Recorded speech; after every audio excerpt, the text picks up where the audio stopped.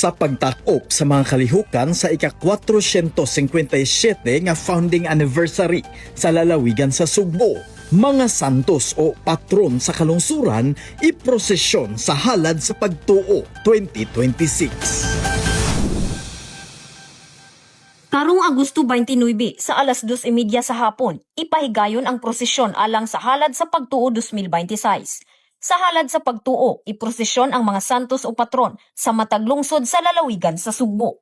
Ang prosesyon sa mga patron saints manukad gikan sa Cebu Provincial Capitol paingon sa Cebu City Sports Complex. Si Governor Pam Bariccuatro gipahugtan ang pagtuo sa mga Sugboanon sa pagpasalamat sa kahitasan pinaagi sa halad sa pagtuo. Pang-closing na ni siya sa atong founding anniversary. Nag-decide si Governor Pam nga naatay pang-closing nga ang highlight is more on the celebration of faith, culture, and tradition sa probinsya. Ang gusto ni Gov Pam nga ang nahitabuan ni ato tong ipadayon ang katong nahitabo last year nga procession of all the saints from all the towns in the province of Cebu, including sa Lapu-Lapu City. Ato pong gi-invite ang Lapu-Lapu City ug ang Cebu City. We would like to inform everybody nga there is going to be no celebration of festivals nga siya competition siya.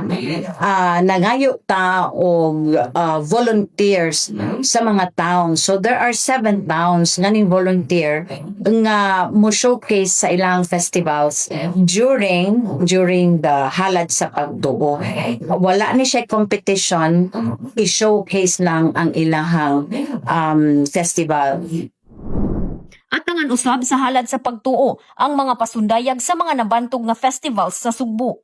Mupasundayag sa ilang festival ang Lungsod sa Carmen sa ilang Sinulog sa Carmen, ang Bourbon sa ilang Tuba Festival, ang Dumanhog sa ilang Bisnok Festival, Argao sa ilang La Torta Festival, ang Toledo City sa ilang Hinulawan Festival, ang Naga City sa ilang Dagitab Festival ug ang Karkar City sa ilang Kabkaban Festival.